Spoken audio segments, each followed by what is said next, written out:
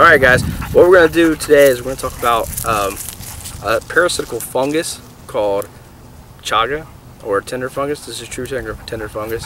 This is a parasitical fungus, or mushroom if you will, that grows primarily on birch trees in the northernmost parts of the United States.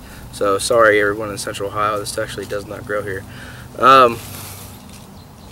If you're up north, say, you know, northern Michigan, upstate New York, stuff like that, the silver birch bark, now it primarily grows on that, but it will choose other trees as a host. But like I said, it primarily grows on birch trees, excuse me, up north. And wherever the tree may get a wound or something like that, this will grow. This is actually something that can be collected year-round, even though it is a mushroom. It actually has a long lifespan. 4 or 5. I've even read that it can go up to 7 years before it actually kills the tree. But we can harvest these, and you can chop this up, put it in your pack, put it next to a fire, dry it out. These have great, it has absolute plethora of uses, from fire to medicinal. We're actually going to start a fire with this several different ways today. We're going to show you more than one way to start a fire with chaga, and we're actually going to cook up a medicinal. So don't go away. Alright guys, so the first method that we're going to show you here today to get an ember from chaga is just regular old ferrocerium rod. It takes spark from ferrocerium very well. It may not take it the first strike. You might not get that lucky, but it will take a spark pretty quickly.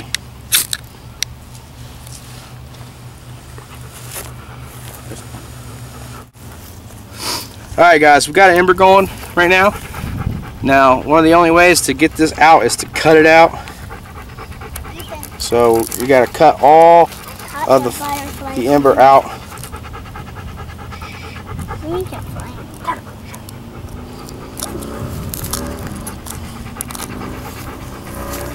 And if you were going to start a fire, you'd have to do this anyway. You'd have to cut the embers out. We actually got an ember over here that we didn't mean to have. Like I said, this stuff goes up pretty quick. Just make sure. Nope, we still got some of it here. Wow. Don't get all of this. The stuff will just continue to smolder and smolder until you don't have a piece of chaga.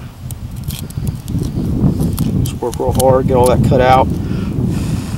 Still got some lit.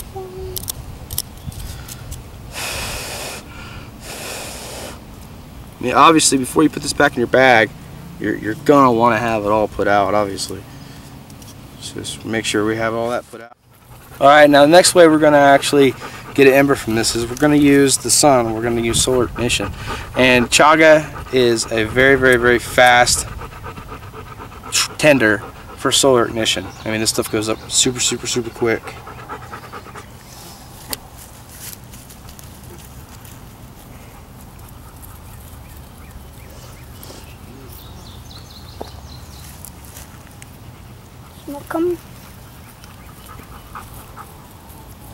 What I like to do is I like to start at a center point and then kind of work my way around that point, get an ember, get a decent sized ember.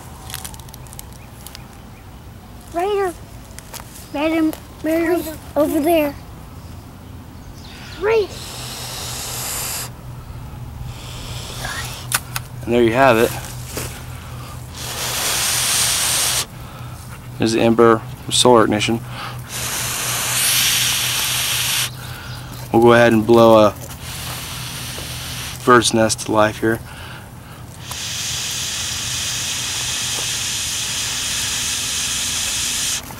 By cutting this out. Get them.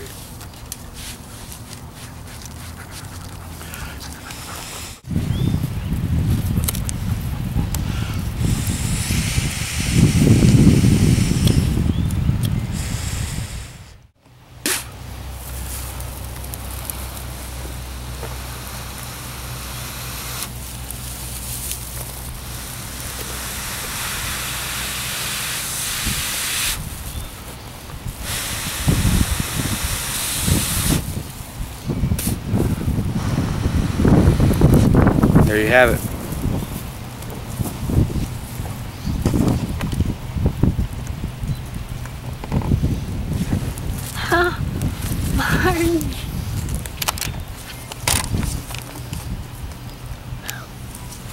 Did you get it all this time? Yep. Alright guys, one more way that we use chaga is if you're taking any of it apart, you're sectioning it off using like maybe a baco or a saw from your multi-tool, you're going to have that dust from the chaga itself. That stuff is awesome in a fire piston, and what I'll do is I'll take that and I'll put it in any kind of a film canister, or this is actually the canister for diabetes test kit strips. Makes pretty good containers, but I'll put it in there, and we'll go ahead and demonstrate for you. We'll take this off here. As you can see in there, that's all chaga sawdust, mostly from my multi-tool saw. Go in there and get a nice pack going on.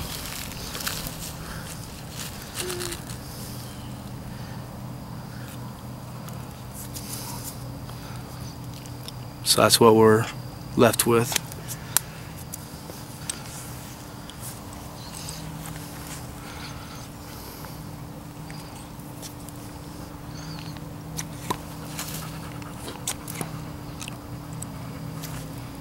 That fast.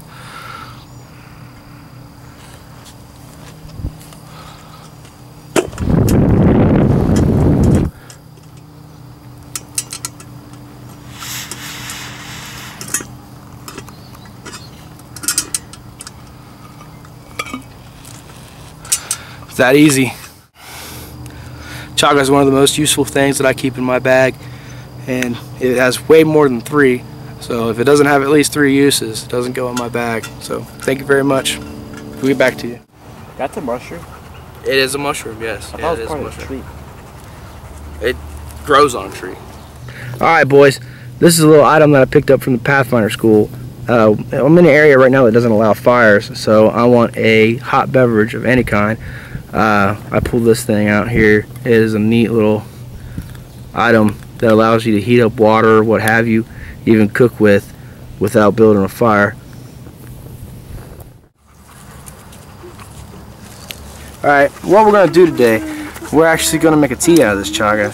And there is a laundry list of things that chaga is good for medicinally that I'm going to leave it up to you to read and research about yourselves. Excuse me.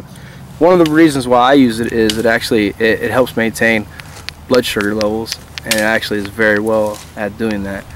But the way I like doing it is we'll just take a chunk of it like this, and we'll just drop it in hot water, and that's gonna soak up the water, and it'll steep. We'll allow that to steep for a little while. We are not going to boil this water, because actually boiling the water will kill some of the vitamins and minerals that we're trying to extract. Right now we're just going to make an infusion. Stick around. Alright guys, I don't know exactly how well you're going to be able to see that, but that is pretty much close to done. Like I said, we don't want to boil that because it'll kill some of the vitamins and minerals that we're actually trying to extract to use to our advantage. So we're going to pull that off of the stove there, and we're going to drink some. Alright guys, well, one of the benefits of doing it this way and not making it into a fine powder is, I mean, all you have to do is kind of get in there and fish that big old chunk of chaga out, and this can be used over and over and over and over again. Chaga is very dense, and it can be infused many times. So we're actually going to save this. We're going to use it for later. Alright, so we're going to give her a taste here.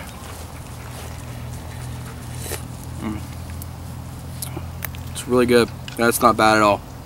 It has kind of a woodsy aftertaste to it. It's really good though.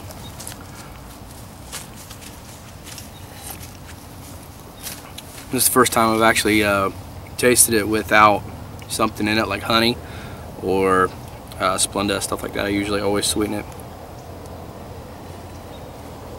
But it's actually really good without any of that stuff in it. It's kind of hard to explain the taste to it. But yeah, there we go. Hope if you live up north, hopefully you find this. You guys can order it online there's places and people out there that'll send it to you. I actually get it from one person. His name is Art Bennett. If he's watching this, I appreciate you. But thanks for your comments, views, and support. See you out in the woods.